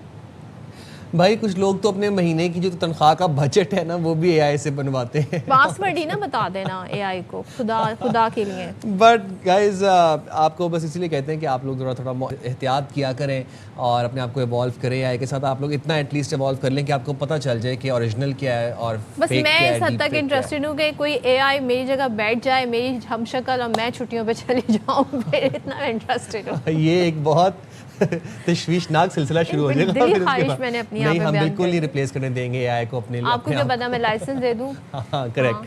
अच्छा जनाब, मूविंग फॉरवर्ड आपको ज़रा बताएं कि हम जब बात करते हैं एकेडेमिया की और उसमें कुछ बहुत मुश्किल फील्ड्स होती हैं, जैसे कि CA की जब हम बात करते हैं, CA हो गया, ACC हो गया, बड़ी मुश्किल पढ़ाई होती है और हमें बताया यही जाता है कि इसके मॉड्यूल्स आपने अगर पढ़ने हैं और उसके एग्ज़ाम्स अगर आपने देने हैं, कितने एग्ज़ाम्स होते हैं, बहुत मुश्किल काम है ये। लेकिन आज हम बात करेंगे एक ऐसी पाकिस्तानी तालिबा की जिसने कम उम्री में एक ऐसा कारनामा अंजाम दिया है जिस पर पूरे मुल्क को फ़ख्र है। अब कराची से ताल्लुक़ रखने वाली सिर्फ 15 साला मरियम सिद्दीक ने ACCA के तमाम 17 इम्तिहानी पर्चे सिर्फ 1.5 साल में कामयाबी से पास करके दुनिया की कम उम्र तरीन उम्मीदवार होने का एजाज़ हासिल कर लिया। अच्छा, मरियम सिद्दीक की जो ये कामयाबी है, ये इस बात का सबूत है कि अगर आपके अंदर कहते हैं ना लगन हो, थोड़ी कंसिस्टेंसी, थोड़ी नहीं बहुत ज़्यादा कंसिस्टेंसी हो, मुस्तकिल मिजाजी जिसे कहते हैं, और आपकी अच्छी आपको कोई गाइड करने वाला हो, तो फिर कहते हैं ना उम्र क्या और फिर मुश्किलात क्या, फिर कामयाबी आपकी राह जो है वो उसमें आप देखते हैं आगे ही बढ़ते चले जाते हैं। आज हम जानेंगे कि मरियम ने कैसे ये तमाम तर चीज़ अचीव की और ऐसे दौर में जब बच्चे एडिक्टेड हैं मोबाइल फ़ोन से, सोशल मीडिया से, पढ़ाई के लिए कैसे टाइम निकाल लेते हैं। करेक्ट। तो हमारे साथ मौजूद है आलमी रिकॉर्ड होल्डर तालिबा मरियम सिद्दीक। अस्सलाम वालेकुम मरियम, गुड मॉर्निंग और बहुत बहुत मुबारक हो। आपने हम सबका पूरे पाकिस्तान का आपने नाम रोशन किया, हम सबको फ़ख्र है आप पे। सबसे पहले ये बताएगा कि इतनी छोटी सी उम्र में, जस्ट 15 ईयर्स, आपने ये कामयाबी कैसे हासिल की, क्या जर्नी थी, कैसे आपने ये सोचा कि मैंने ACCA का एग्ज़ाम सारे देने हैं? First of all thank you so much for inviting me and मेरी जर्नी स्टार्ट इससे हुई थी कि ग्रेड 6 तक मैं नॉर्मल स्कूलिंग करती थी एज यूजुअल स्टूडेंट्स करते हैं, नॉर्मल स्कूल की क्लासेस लेती थी। बट आफ्टर ग्रेड 6 मैंने अपने ग्रेड 7 और इंस्टेड ऑफ ग्रेड 7 और 8 मैंने अपने ओ लेवल्स प्राइवेटली अपेयर किया एंड जो स्टूडेंट्स ग्रेड 10 और 11 में पेपर्स अपेयर करते हैं वो पेपर्स मैंने ग्रेड और 6 और 7 में अपेयर कर लिए। सो इससे मेरे 3 इयर्स सेफ हो गए थे। एंड बहुत सारे स्टूडेंट्स ओ लेवल्स के बाद ए लेवल्स परस्यू करते हैं या इंटर परस्यू करते हैं, बट मैंने डायरेक्टली ACCA परस्यू किया थ्रू FIA रूट। एक्चुअली जो मेरे एल्डर सिबलिंग्स है वो भी ACCA CA इसी फील्ड में है, तो मुझे ज़्यादा इसके बारे में आइडिया है कि हम लोग कब कर सकते हैं ज्वाइन, क्या रिक्वायरमेंट्स है। अब अगर मैं आपको ACCA की रिक्वायरमेंट बताऊं सो वो सिर्फ 13 इयर्स है, आपकी कोई क्वालिफिकेशन की रिक्वायरमेंट नहीं है। एंड इसी तरीके से मेरी ACCA की जर्नी स्टार्ट हुई थी। अच्छा, थोड़ा सा मरियम मैं ये जानना चाहूँगी, अब हम थोड़ी से पहले ज़रा AI की बातें कर रहे थे, आजकल बच्चे जो है ना बड़ा सहारा ले रहे हैं, तो इसमें वैसे कोई हर्ज नहीं है, लेकिन बहुत ज़्यादा कहते हैं ना आप अगर अपने अच्छे प्रॉम्प्ट दें, आपके आइडियाज़ हो तो उसे रिफ़ाइन कर सकते हैं। मैं आपकी रूटीन जानना चाह रही हूँ, और क्या आप AI से या इस तरह के चैट बॉट से मदद लेती हैं कि नहीं, रूटीन क्या है आपका, स्टडी टेक्निक क्या है बेसिकली? बिल्कुल, मैं जो ChatGPT, क्लॉड, जेमिनी, इससे बहुत ज़्यादा मुझे हेल्प हुई है मेरे स्टडीज़ में। लाइक फॉर एग्जांपल अगर कोई स्टडी टेक्स्ट में कोई ऐसा पार्ट है जो क्लियर नहीं हो रहा, समझ नहीं आ रहा, अब उसकी पिक्चर मैं लेकर ChatGPT में अपलोड कर दिया एंड मैंने उसको बोल दिया इसकी मुझे आप एक्सप्लेनेशन दे दो। या काफ़ी डिफरेंट मेथड्स, लाइक कोई क्वेश्चन सॉल्व कर रही हूँ, MCQ सॉल्व कर रही हूँ, सो AI ने काफ़ी ज़्यादा हेल्प की है। अब ये स्टूडेंट के ऊपर डिपेंड करता है कि वो AI को किस तरह यूज़ कर रहा है, पॉजिटिव वे में यूज़ कर रहा है या नेगेटिव वे में यूज़ कर रहे हैं। और जहाँ तक मेरी रूटीन की बात है, सो जो स्टार्टिंग के मेरे 7 ACCA के फाउंडेशन पेपर्स थे वो नॉर्मली एक स्टूडेंट एवरेज 1 ईयर में अटेम्प्ट करते हैं, बट वो अल्हम्दुलिल्लाह मैंने 45 डेज के अंदर क्लियर किए थे। एंड तो उस वक्त मेरा काफ़ी ज़्यादा हेक्टिक रूटीन था। लाइक मैं सुबह उठती थी उस वक्त, मतलब मैंने पढ़ाई स्टार्ट की, बीच में डिनर का ब्रेक, लंच का ब्रेक, उसके अलावा 8 to 10 आवर्स मेरी डेली स्टडी होती थी। बट अब मैं अगर स्किल्स और प्रोफेशनल लेवल में आ जाऊँ, सो क्योंकि उसमें अटेम्प्ट्स होती है, लाइक आपको पर अटेम्प्ट 3 मंथ्स मिलते हैं प्रिपेयर करने के लिए। तो फर्स्ट मंथ लाइक मैं 5 to 6 आवर्स देती थी, फिर सेकेंड मंथ थोड़ा और इंक्रीज हो जाता था, like 7 to 7 hours, 7.5 hours, and फिर लास्ट मंथ 8 to 9 आवर्स तक आ जाती थी मैं। क्या बात है मरियम। अच्छा, मैं आपकी बातों से ये समझ पाया हूँ कि आपने आफ्टर ओ लेवल्स आपने ए लेवल्स या इंटर नहीं किया, आपने उसके बाद डायरेक्ट ACCA किया। ये तो बड़ी ज़बरदस्त।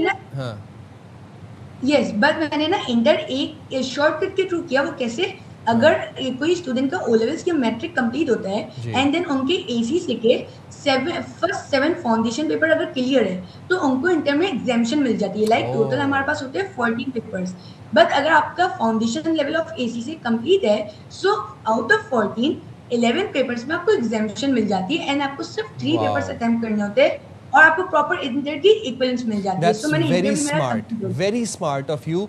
मैं जाहिर सी बात है आपके बड़े बहन भाई, आपने बताया आपके सिबलिंग्स ऑलरेडी ये कर रहे थे, तो इसलिए आपको थोड़ी बहुत नो हाउ भी थी, आप एक नॉलेज थी कि आपने ये सारा प्रोसेस कैसे करना है। एक्स्ट्रा करिकुलर एक्टिविटीज़ की तरफ आ जाते हैं with after like once you are done with your studies, उसके बाद आप क्या करती हैं? आपकी रूटीन में एक्स्ट्रा करिकुलर क्या चीज़ें हैं, क्या आपकी हॉबीज़ हैं? एक तो डिबेट्स, डेक्लेमेशन, होस्टिंग का मुझे बहुत ज़्यादा इंटरेस्ट है। लाइक हम लोग एक बिजनेस ओन करते हैं, school, kids world school system. So कोई भी लाइक अगर उसमें कोई भी प्रोग्राम होता है, एनुअल फंक्शन, स्पोर्ट्स डे, अभी रिसेंटली हुई थी प्राइज सेरेमनी हुई थी, तो मैं उसमें होस्टिंग करती हूँ।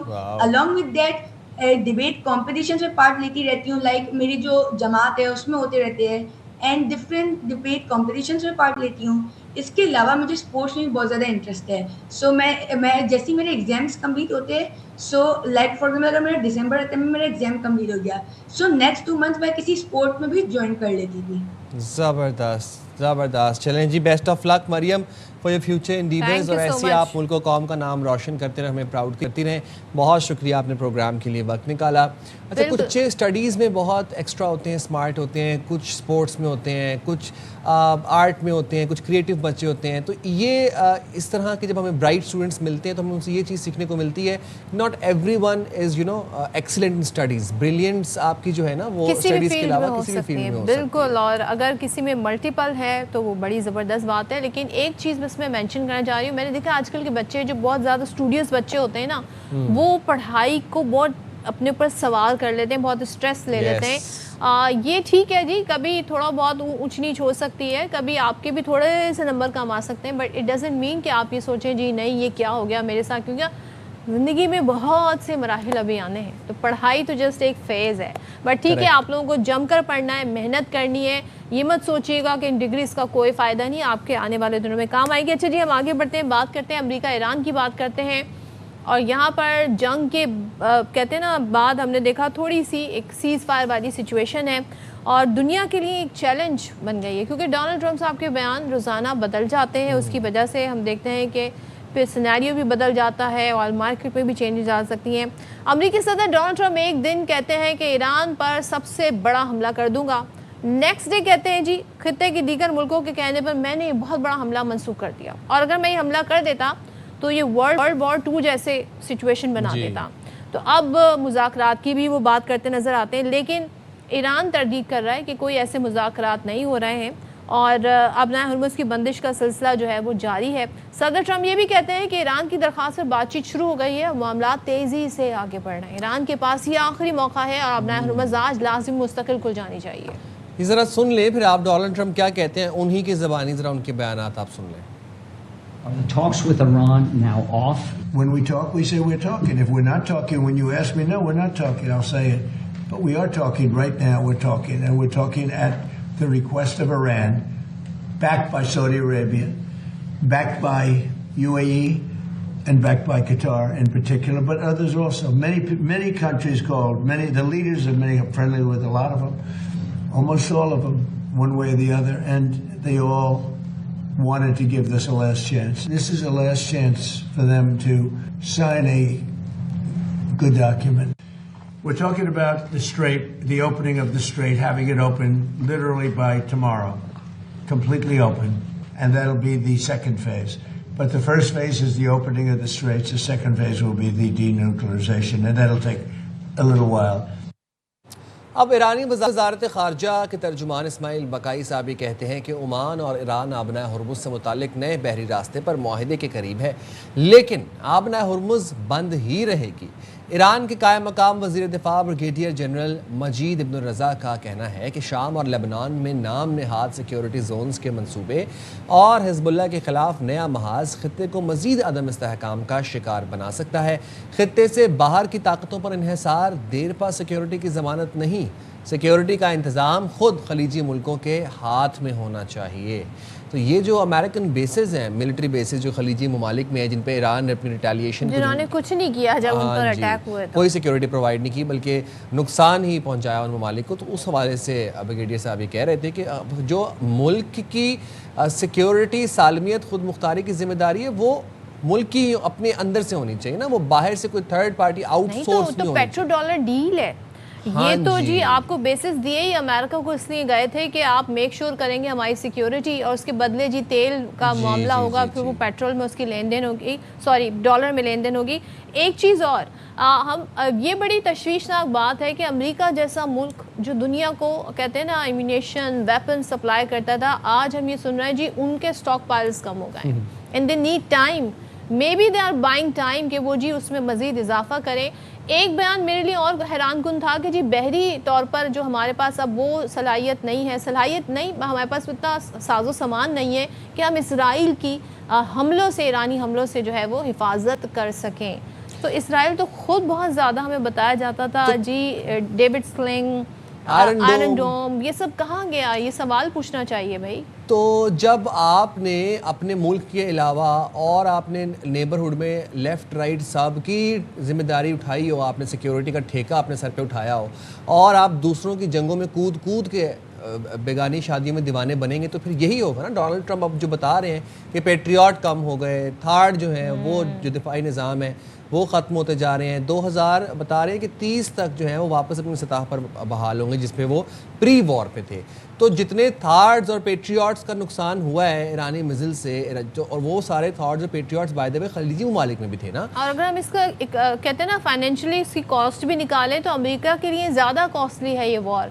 ठीक है, ईरान में तबाही हुई है, डायरेक्ट ईरान पर अटैक हुआ है, अमेरिका पे तो डायरेक्ट कोई अटैक नहीं हो रहा, बट एक कॉस्ट है। अगर हम बजट के हवाले से बात करें, बजट भी बहुत बड़ा है, डिफेंस बजट अमेरिका का, बट स्टिल जितनी रेजिस्टेंस दिखाई है ईरान ने, उसके बाद अमेरिका आज इन हालात में है। बार बार डोनाल्ड ट्रंप कहते हैं जी वो हमसे बात करना चाह रहे हैं, और ईरान कह देता है जी बातचीत ऐसी नहीं हो रही है।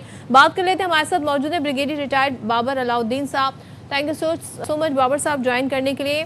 ये बताइएगा, डोनाल्ड ट्रंप साहब एक दिन धमकी देते हैं, अगले दिन कहते हैं जी बहुत सारे खलीजी ममालिक के कहने पे मैंने एक बहुत बड़ा हमला मंसूख कर दिया है। फिर वो ये भी कहते हैं कि ईरान बातचीत करना चाहता है, ईरान इसकी तरदीद कर देता है। अब आप ये बताइएगा, एज वी स्पीक नाउ, अभी इस वक्त बातचीत के रास्ते चाहे वो किसी भी चैनल के ज़रिए डिप्लोमेटिक तरीके से जारी हैं, और उनमें सालिसी के मेन किरदार कौन प्ले कर रहा है? कतर का तो हमने सुना था, क्या दीगर कंट्रीज़ भी हैं बशमूल चाइना, और अगर हम सऊदी अरब की भी बात करें, क्योंकि कॉल भी गई थी मोहम्मद बिन सलमान की डोनाल्ड ट्रंप को। जी बहुत शुक्रिया। बातचीत के रास्ते तक खुले हैं, बातचीत के रास्ते कभी बंद नहीं होते, कोशिश अभी भी हो रही हैं, और पाकिस्तान भी उसमें शामिल है, ज़ाहिर सऊदीया कतर भी हैं, चाइना डे वन से बैक चैनल से इसमें शामिल था।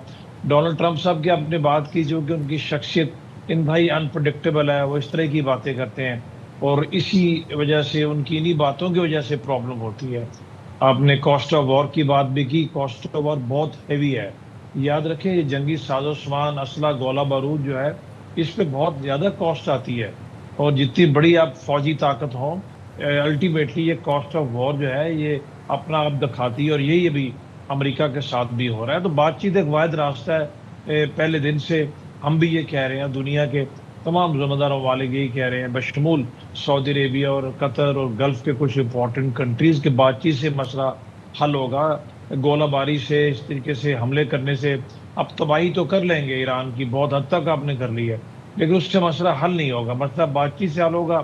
तो कल को जो आपने मजबूर होके इस वजह से बातचीत करनी है सीरियसली, कि आपके लिए इस जंग की जो कीमत है इन टर्म ऑफ इकॉनमी के ऊपर जो आपके बोझ पड़ रहे हैं वो बहुत भारी हो गई है, तो बेहतर नहीं है अभी बातचीत कर लें और इस मसले का हल निकाल लें जिसके ऊपर मुत्तफिक हुए थे। 14 पॉइंट्स मेमोरेंडम ऑफ अंडरस्टैंडिंग, जिसको इस्लामाबाद MOU कहते हैं, उसमें रास्ता मौजूद है। तो फिर बार बार इस तरह की बातें करने से, धमकियां देने से सूरत हाल ख़राब होती है। इस चीज़ का एहसास अमरीकी सदर को हो तो गया हुआ है, लेकिन इस पर अमल करने की ज़रूरत भी है। इस पर कुछ फ़र्क नहीं पड़ता। फेस सेविंग सब कुछ आती है, चाहिए होती है। फेस सेविंग इनको भी मिल गई थी, फेस सेविंग ईरान को मिली थी इस्लामाबाद MOU में। वही एक रास्ता है, वही एक बुनियाद है जिसे बेस बना के आप आगे चल सकते हैं और उससे अमन कायम हो सकता है। उम्मीद की जानी चाहिए कि ऐसा ही होगा और मज़ीद तबाही बर्बादी नहीं होगी। हमले जो है ये किसी मसले का हल नहीं होते, एम्बैरेसमेंट बढ़ती चली जाती है।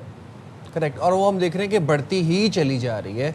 पॉपुलैरिटी ग्राफ है तो वो गिरता जा रहा है, दिफाई बजट में खसारा होता जा रहा है, पेट्रियट्स थॉट्स का नुकसान अलग से हो रहा है। अच्छा, मैं बाबर साहब जानना आपसे ये चाह रहा हूँ कि ट्रंप साहब ने ईरान को आज की डेडलाइन दी हुई है स्ट्रेट ऑफ हॉर्मुज़ खोलने के हवाले से, तो आज आपको लगता है कि स्ट्रेट ऑफ हॉर्मुज़ खुलेगा या आपको लगता है कि स्ट्रेट ऑफ हॉर्मुज़ बंद ही रहेगा और खुदा न खास्ता अब हमले दोबारा से शुरू हो जाएंगे? देखिए, अगर डोनाल्ड ट्रंप की धमकियों पे स्ट्रेट ऑफ हॉर्मुज़ ईरान ने खोलना होता तो बहुत पहले खोल चुके होते। वो तो फिर इस्लामाबाद MOU के बाद बंद ना होता, धमकियों से नहीं खुलेगा। अमेरिका यहाँ से हज़ारों किलोमीटर दूर है और स्ट्रेट ऑफ हॉर्मुज़ जो है हम सबको पता होना चाहिए, उसके जो उसके ज़रिए होने वाली जितनी भी तजारत है उसका अमेरिका पर असर को नहीं पड़ता।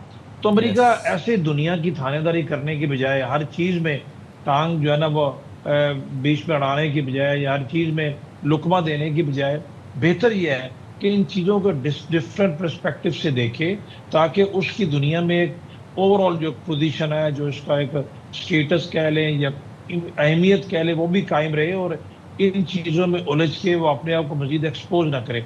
स्ट्रेट ऑफ हॉर्मज़ या कोई भी आबी गुजरगाह है वो ज़बरदस्ती नहीं खुल सकती। देखें, कोई भी तजारत under these type of environments नहीं हो सकती। वो तभी खुलेगी जब ईरान भी उस पर मुत्तफिक होगा, अमान भी होगा, तो वो खुल जाएगी।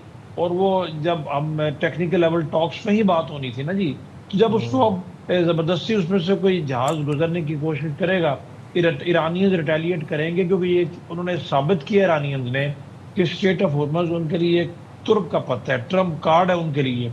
इस वो कॉम्प्रोमाइज़ नहीं करेंगे। अगर वो स्ट्रेट ऑफ हॉर्मज़ को अपने हक में इस्तेमाल ना करते तो इस जंग को ना दुनिया इस तरफ मुतवज्जो होती और ना ईरान की इतनी अहमियत बढ़ती।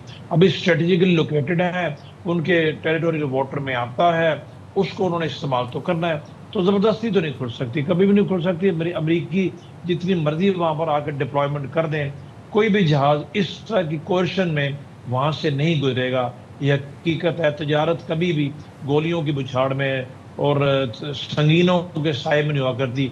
तजारत हमेशा पुरअमन हालात में ही आगे बढ़ती है, आगे होती है। आपने खुद जिक्र किया ओमान और ईरान का कि वो ज़ाहिर है अब हम देख रहे हैं कि उनके दरमियान मुआहदे पर, बहरी रास्ते पर मुआहदे के हवाले से काफ़ी खबरें आ रही, काफ़ी डेवलपमेंट होती हमें नज़र आ रही है।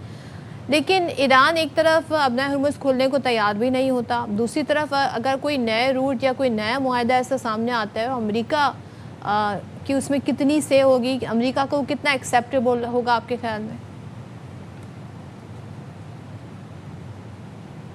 जी, तो कोई भी मुआहदा उस वक्त तक काबिल अमल नहीं होगा जिसमें जब तक दोनों शामिल ना हो। और ईरान को भी कुछ मामलात में फ्लेक्सिबिलिटी दिखाने की ज़रूरत है, मामलात को सुलझाने की ज़रूरत है, उलझाने की ज़रूरत नहीं है। इस तरीके से ईरान का भी बहुत नुकसान हो रहा है। वही मामला काबिल अमल होगा जिसमें रजामंदी के साथ कोई रास्ता निकलेगा, और वही मुआहदा कामयाब होगा जिसमें स्टेट ऑफ हॉर्मज़ पर ईरान और अमान का जो राइट है, जो हक है, वो तस्लीम किया जाएगा। बाकी बाहमी तजारत और उस आबी गुजरगाह से लोग, दुनिया के जहाज़ गुजरते हैं, वो गुजरते रहेंगे, गुजरने चाहिए, कोई ऐसे रोक नहीं सकता। लेकिन जाहिर है एक ऐसा काबिल अमल मुआहदा होना चाहिए जिसमें अमान और ईरान का बुनियादी किरदार हो, और अमेरिका जैसा कोई भी मुल्क उसमें एक थर्ड पार्टी के तौर पे आ सकता है। ये एक रास्ता है। अदरवाइज ज़बरदस्ती कुछ नहीं होगा, उसमें उलझते रहेंगे, नुकसान होता रहेगा, इकोनॉमी इसके ऊपर ड्रेन पड़ता रहेगा, दुनिया इस तरह के तलातम से हर वक्त बरसरे बेकार रहेगी। बहुत शुक्रिया ब्रिगेडियर बाबर अलाउद्दीन साहब, आपने बड़े इन डेप्थ एनालिसिस से एनलाइटन किया। मूविंग फॉरवर्ड मैं अब आपको जो खबर बताने जा रहा हूँ, ये मैं चाहता हूँ कि मैं ही आपको बताऊँ। मोदी जिसका डीएनए अफ़गान तालिबान के साथ मिलता है और वो इस बात को एक्सेप्ट करता है, और मोदी जो इसराइल को अपना फादरलैंड कहता है, उस मोदी की एक और कारस्तानी मैं आपको बताने जा रहा हूँ। गाज़ा जंग के दौरान भारत की जानिब से इसराइल को हथियारों और फ़ौजी साजो सामान की फराहमी का इंकशाफ सामने आया है। तो बेसिकली जो गाज़ा में जेनोसाइड हो रहा था, जो नेतन्याहू इसराइल जो जेनोसाइड कर रहा था गाज़ा में, उसकी सहूलतकारी कौन कर रहा था? मोदी। इसको तो कहें कि बराबर का शरीक होना। जितने हाथ गाज़ा में फ़लस्तीनियों के खून से नेतन्याहू के लाल रंगे हुए हैं, इसी तरीके से मोदी के भी वही जराइम हैं, वही वॉर क्राइम्स हैं जो कि नेतन्याहू के हैं। तो ये आपको जो खबर साइम ने दी है, ये बेसिकली इंसानी हकूक़ की आलमी तंजीम एमनेस्टी इंटरनेशनल की रिपोर्ट है। एमनेस्टी इंटरनेशनल रिपोर्ट ये बता रही है कि 7 अक्टूबर 2023 के बाद भी भारत से इसराइल को असलहा, गोला बारूद और फौजी साजो सामान के पुर्जों की तरसील जारी रही। हालांकि खदशा मौजूद था कि ये सामान गजा में जारी फौजी कार्रवाई में इस्तेमाल हो सकता है। और फिर हमने देखा जिस तरीके से खुल के भारत ने हिमायत की, और हमने देखा कि उनकी एक अलग पॉलिसी थी फ़लस्तीन को लेके। भारत की अरसे से एक बहुत डिफरेंट पॉलिसी थी, लेकिन मोदी और नेतन्याहू की दोस्ती ने आपकी देखें कहाँ पर लाकर खड़ा कर दिया इस सिचुएशन को। और कितने मासूम फ़लस्तीनी, कितने मासूम बच्चे, किस तरीके से उनके साथ जो जुल्म, जो बर्बरियत करी गई। वॉर क्राइम्स में जब भी बात आएगी तो सिर्फ नेतन्याहू का ही नहीं, मोदी का नाम भी वैसे बिल्कुल आएगा। और जो गोलियां गाज़ा के बच्चों पर चलाई गई, जो फ़लस्तीनी ख़वातीन के ऊपर जो गोला बारूद, जो गोलियां चलाई गई, वो मोदी ने सप्लाई की थी इसराइल को, वो मोदी ने फ़ंड की थी। रिपोर्ट में ये भी बताया गया है कि भारत से इसराइल भेजी जाने वाली 2596 शिपमेंट्स का जायज़ा लिया गया, जिनमें छोटे हथियारों, ड्रोन्स, तोपखाने और फौजी गाड़ियों के पुर्जे शामिल थे।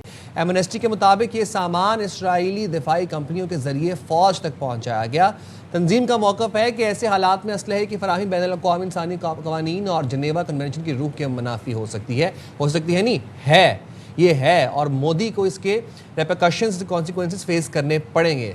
बिल्कुल करने पड़ेंगे, और ये रिपोर्ट बड़ा मैटर करती है। ये रिपोर्ट बड़ी इंटरेस्टिंग भी है, बड़ी टाइमली भी है, और आई एम ग्लैड कि ये रिपोर्ट इस वक्त मंजर आम पर सामने आ गई है। छोटी सी ब्रेक ले लेंगे जनाब, हाजिर होंगे ब्रेक के बाद। स्टे देयर विद अस।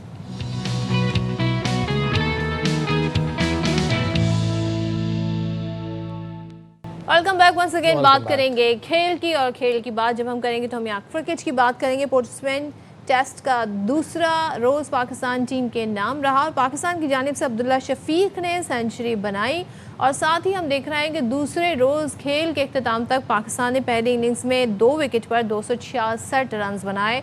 तो पाकिस्तान को पहली इनिंग्स का खसारा पूरा करने के लिए मज़ीद 78 रन दरकार है। अब्दुल्ला शफीक 107 और कप्तान बाबर आजम 86 रन बनाकर जी विकेट पर मौजूद हैं। अवैस अजान ने भी जनाब 55 रन की इनिंग्स खेली, फिर इमामुल हक सिर्फ 14 रन बना सके, उसके बाद आउट हो गए। जुमेल वारकन और शामिर जोसेफ ने एक विकेट ली। इससे कबल वेस्ट इंडीज़ की टीम 344 रन बनाकर आउट हुई थी, जिसमें बहुत से खिलाड़ी थे। रोस्टन थे, उसमें जस्टिन थे, उसमें ब्रैंडन किंग थे। 40 रन बनाकर नुमाया रहे ये लोग। अच्छा, पाकिस्तान की जानिब से साजिद अली ने 4 शिकार किए, उबैद शाह, मोहम्मद अली और अली उस्मान ने 2-2 विकेटें उड़ाईं। तो ये हमने आपको राउंड अप दे दिया, वेस्ट इंडीज़ वाला भी और स्पेन वाला भी। अच्छा जी, अब शाहिद हाशमी साहब हमारे साथ मौजूद हैं, उनको ज़रा शामिल गुफ्तगू कर लेते हैं बड़े अरसे बाद। शाहिद भाई, thank very much for taking out time for program. Good morning. Pakistan ने वेस्ट इंडीज़ को सर 344 रन तक महदूद कर दिया, क्या इससे भी कम स्कोर पर आउट करना मुमकिन था, आपको लगता है? नहीं, मुमकिन नहीं था। खैर, क्रिकेट में तो कोई भी चीज़ मुमकिन या नामुमकिन नहीं होती, क्रिकेट बाई चांस होता है। कर सकते थे कम में आउट, लेकिन वेस्ट इंडीज़ भी ज़ाहिर है खेलने आई है। एक सपाट विकेट है, फ्लैट विकेट है। ये वही ग्राउंड है जहाँ पे पाकिस्तान ने 4 रोज़ा मैच खेला था, बड़ा भारी स्कोर किया था। वहाँ पे भी बाबर आजम ने सेंचुरी स्कोर की थी, अजान अवैस ने, अवैस सफ़र ने, सब ने बड़ा अच्छा स्कोर किया था। तो एक अच्छी पिच मिली है। हैरानगी है कि वेस्ट इंडीज़ ने 1-0 की लीड के बाद इस तरह की पिच बनाई, लेकिन आपको पिच पे अच्छा भी खेलना होता है। बाबर आजम और अब्दुल्ला शफीक, अजान अवैस बहुत ही ज़बरदस्त बैटिंग की। काफ़ी अरसे के बाद हमने पाकिस्तान की बैटिंग में फ़्लो देखा है, और इतना बड़ा स्कोर कर लिया पाकिस्तान ने, 268, और अभी सिर्फ 2 विकेटें गिरी हैं।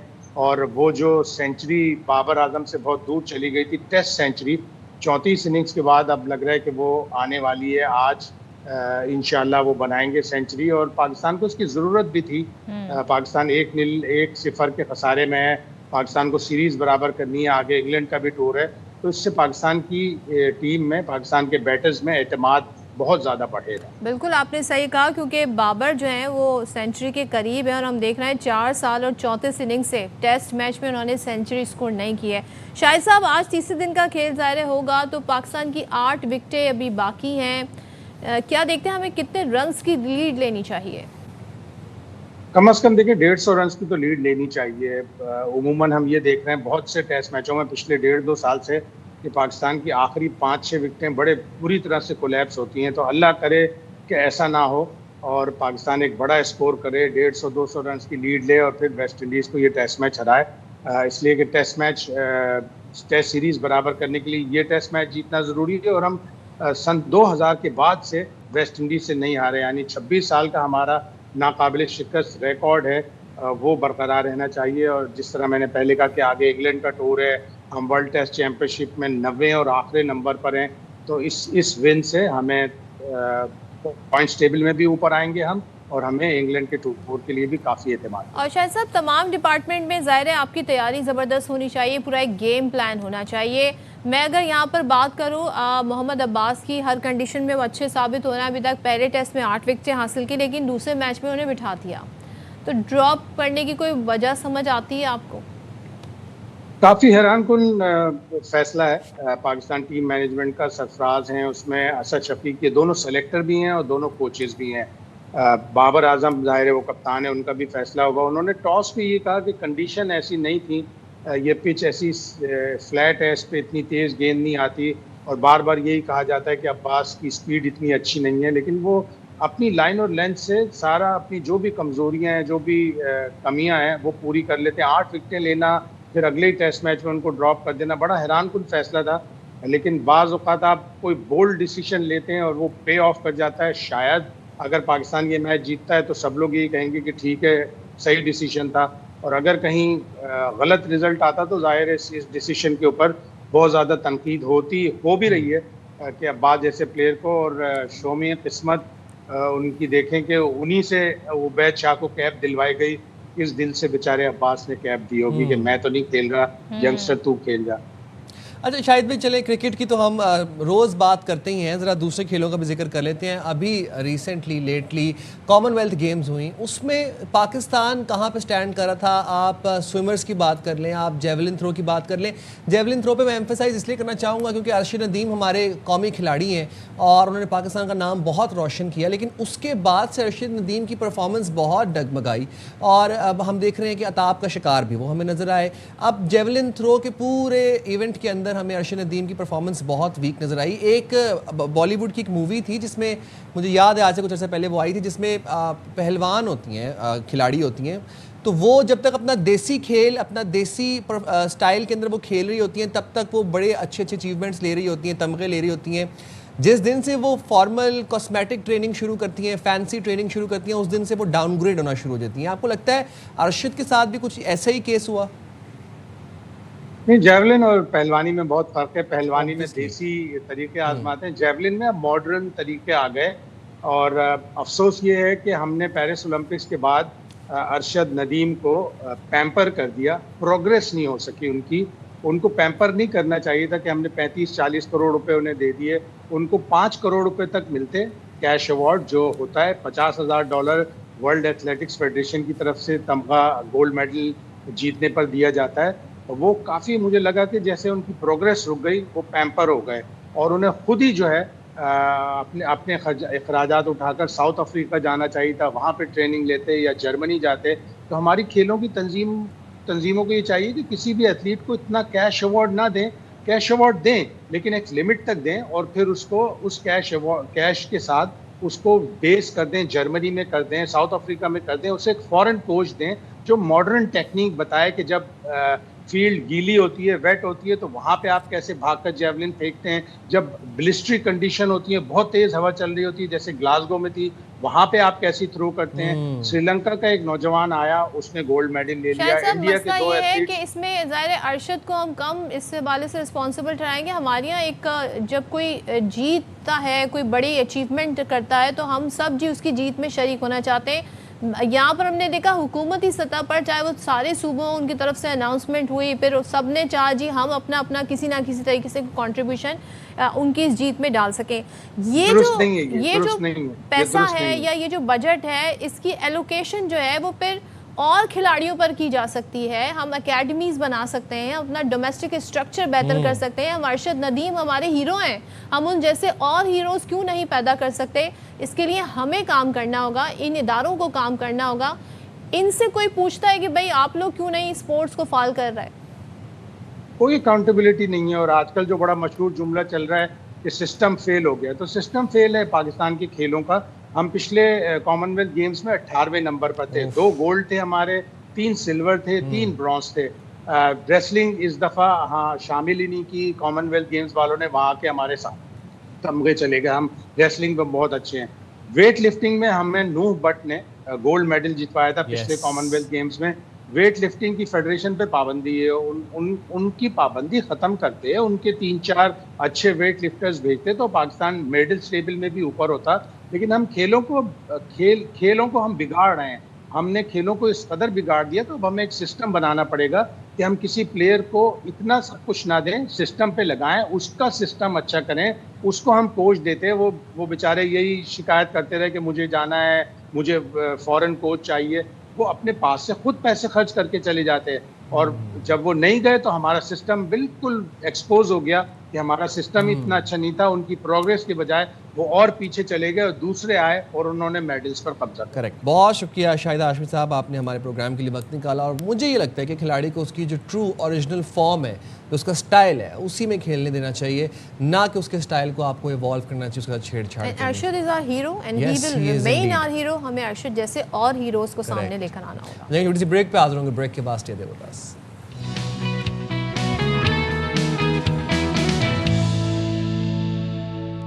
वेलकम बैक जनाब, another day another story from कसूर।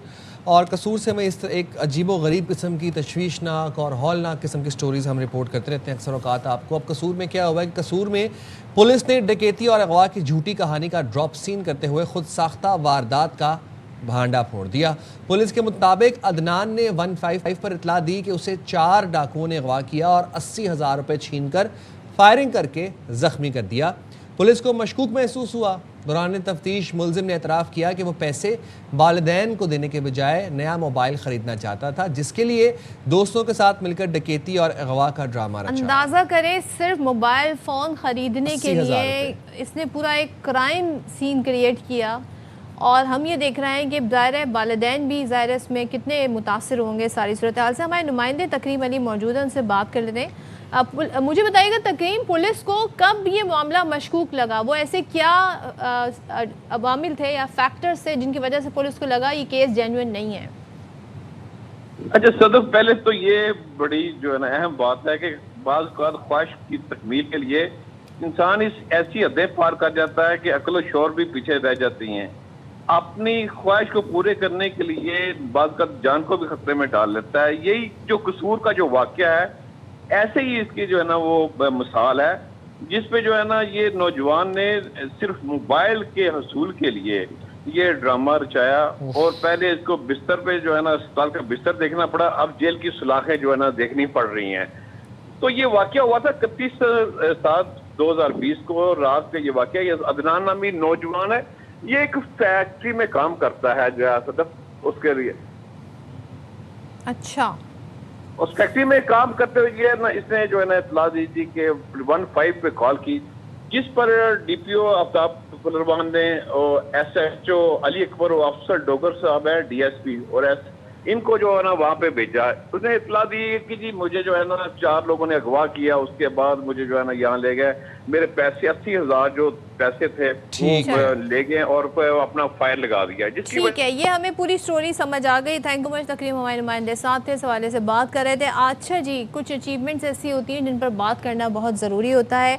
मलाइका लड़की की बात करेंगे, बलूचिस्तान की पहली खातून को पैमा, उम्र की हालांकि सिर्फ 14 साल है, छोटी बच्ची है, उन्होंने उस चोटी को सर करने का एजाज़ हासिल कर लिया है, जिसको कहते हैं ना लोग बड़ा डरते हैं। और बड़ा कारनामा 6040 मीटर बुलंद खोसर किंग चोटी सर की, और ये सिर्फ 14 साल की हैं। इनसे बात कर लेंगे, हमारे साथ मौजूद हैं Malaika Khilji. Thank you very much Malaika, बहुत मुबारक हो, आपने हम सब का नाम रोशन किया। We are so proud of you. आपने इतनी कम उम्र में इतना बड़ा कारनामा अंजाम दिया, खोसर गंग चोटी सर करने का फैसला आपने कब किया और किसने आपकी हेल्प की इसमें? मैं तो बचपन से स्पोर्ट्स में थी, मतलब स्पोर्ट्स करना चाहती थी, लेकिन मौका नहीं मिला। जब मौका मिला तो मैं चाहती थी कि ये करूं, तो फिर मैंने माउंटेनियरिंग की क्लासेस स्टार्ट की, जो एल्पाइन क्लब और Balochistan institute for tourism hospitality and culture management ने मुझे स्कॉलरशिप पे रखा। अच्छा, लेकिन भाई ये तो बड़ी छोटी सी उम्र है, इतना ख़तरनाक सफ़र, घर वाले मान गए थे आपके? उन्होंने आप कितना इनकरेज किया आपको, उनकी कितनी सपोर्ट थी? पहले तो नहीं माने, क्योंकि मैं पठान हूँ और हमारे इलाके में लड़कियाँ स्कूल भी नहीं जाती। लेकिन फिर जब मेरे भाई ने मुझे सपोर्ट किया तो उन्होंने मेरे बाबा को समझाया, मेरी अम्मी को समझाया, फिर मेरे बाबा भी मान गए थे क्योंकि मेरे भाई ने मुझे सपोर्ट किया। वाह, ज़बरदस्त। तो आपको खोसर गंग चोटी, पहले आपने कोई प्रैक्टिस वगैरह की थी, इसके लिए क्या ट्रेनिंग की आपने? मैंने छोटी मोटी सी प्रैक्टिस की थी, जो हमारे यहाँ कोयटा के छोटे से पहाड़ है वहाँ पर प्रैक्टिस की थी, लेकिन टेक्निकल प्रैक्टिस मेरी इतनी नहीं थी। जब मैं वहाँ गई तो वहाँ पर बहुत सारी ऐसी चीज़ें थी जो मैंने पहली बार देखी। अच्छा। इक्विपमेंट्स इतना सारा था जो मैंने पहले नहीं देखा था, जब वहाँ गई तब वहाँ मैंने सीखा। तो मुश्किल आपके लिए सबसे ज़्यादा कौन सा पार्ट सबसे ज़्यादा मुश्किल था? चोटी सर कर रही थी आप, क्या इस जर्नी में क्या मुश्किलात आई? मुश्किलात तो बहुत सारी थी, लेकिन सबसे मुश्किल मुझे एक टाइम लगा जब हम लोग रात को जा रहे थे, शायद 3 बज रहे थे हमारे, हम लोग सबमिट पुश के ले जा रहे थे, तो एक ऐसा लम्हा आया जहाँ बर्फ बिल्कुल दीवार की तरह खड़ी थी, तो हमें उस पे चढ़ना था। तो मैं बीच में तो मैं स्टार्ट हो गई थी, जा रही थी, लेकिन बीच में मैं थक गई और मैं रुक गई।